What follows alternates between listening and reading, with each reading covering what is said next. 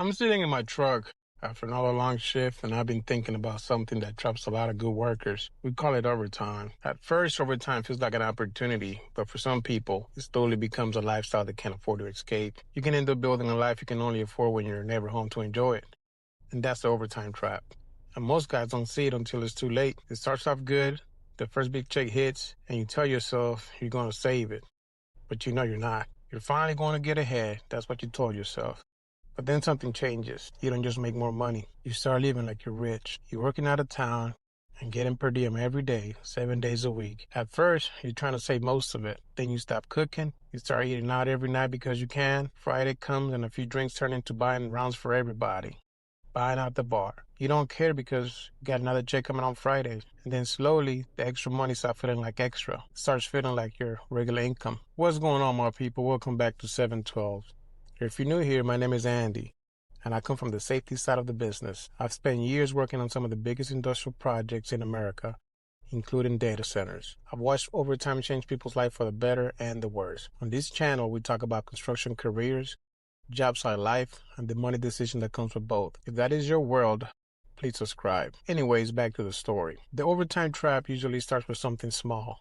Then your buddy pulls into the parking lot with a brand new $100,000 truck. You look at it and think, I make more money than him, so why would I get the regular truck?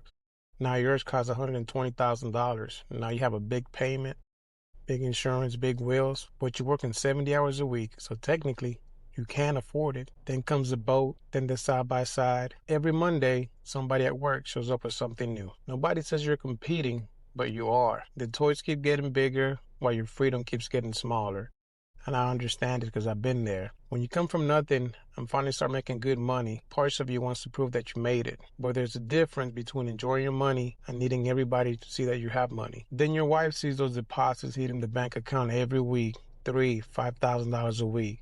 She thinks the two of you can afford a bigger house. And technically you can, as long as you continue working 70 hours a week, forever. Now you have the truck, the house, the toys, the credit cards, and maybe a couple of personal loans. Before you know it, your household needs $10,000 a month just to keep everything moving. Overtime isn't an opportunity anymore. Overtime is life support. And here's where it gets ugly. Maybe you hate the project now. You're burned out. There's a project back home you would rather take, but it only offers 40 hours. And 40 hours will pay your bills. So you can't leave. That truck sitting in the parking lot owns part of your decision. The house owns another part. Every payment takes another piece of your freedom. Now your wife is asking you when you're coming home. Your son is asking you when you're coming home. And you want to go home, but you look at those bills and you know you can't. So you tell them, just a few more months. A few more months becomes another shutdown, another turnaround, another year away from home. She used to love the money. Now she hates what it takes to make it. She doesn't care about the bigger house anymore. She wants you home now, but the bigger house needs the overtime. And nobody talks about what happens when the job site gets quiet. Sometimes you go back to your hotel room by yourself. Sometimes you start drinking, not because you're celebrating anymore. You drink because you don't want to sit alone with everything you're feeling. Then the alarm goes off. You put your boots back on and do it again.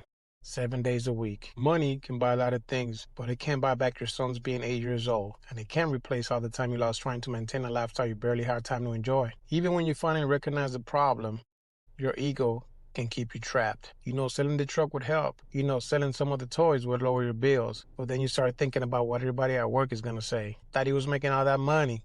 So you keep working 7/12 to impress people who aren't paying a single one of your bills. And that's one of the hardest parts of escaping the overtime trap. Sometimes you have to be willing to look like you have less so you can finally have more freedom. Let me be clear about something. I'm not against overtime.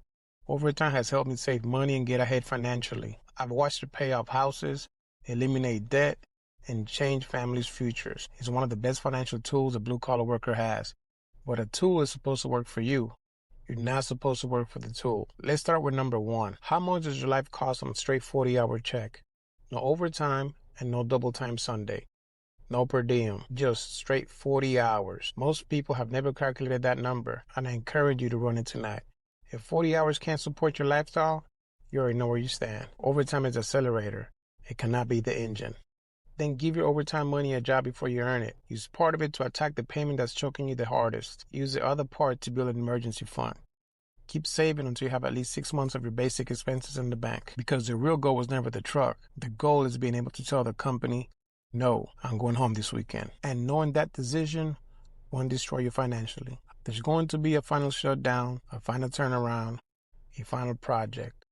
Your body's going to get older. Your children are going to grow up. And every expensive toy you bought will eventually get old too. So use the overtime, save it, invest it, and enjoy some of it. Just don't build your entire life around it. Because you can wake up one day and realize you built a life you can only afford when you're never home to enjoy it.